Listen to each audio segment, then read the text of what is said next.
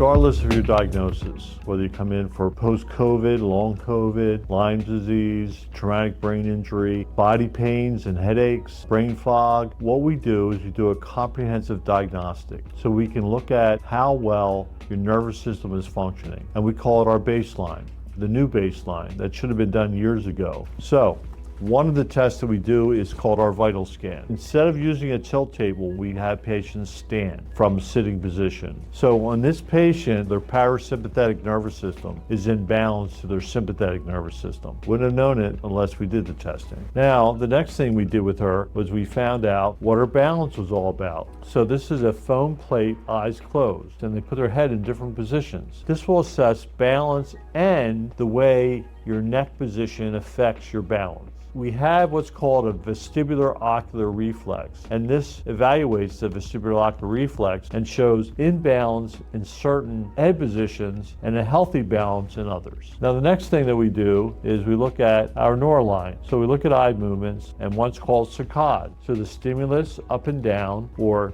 side to side in a scan and how well they're doing. Then we look at it vertically, what's called smooth pursuit, where you're pursuing, and then we look at vertical pursuit. The vertical pursuit is not doing very, very well compared with the other direction. And then this is called OKN. It's like a visual snow in the background, and these spikes should be there, but they're not the right kind of spikes that we want to see. So when things are moving around them, getting motion sickness, you can see that by doing the eyes. So when we put people in chairs, we can not only see their eye movements, but we can come down here and evaluate their chair movements. If they have asymmetries, so we can rotate them in different directions and get more information so that we know that we can evaluate every canal that's in your inner ear. So when you talk about canals, you have 3 on each side. You have a horizontal canal, an anterior canal for vertical movement and rotation, and then you have the posterior canal that looks at rotation side to side, like that. Get a great picture about what's going on with the patient so that we can treat them. Then this is our brain core scan. It's a QEEG. And with the scan, we can look at all the different waves, the delta, theta, alpha, beta, and high beta waves, so that we can understand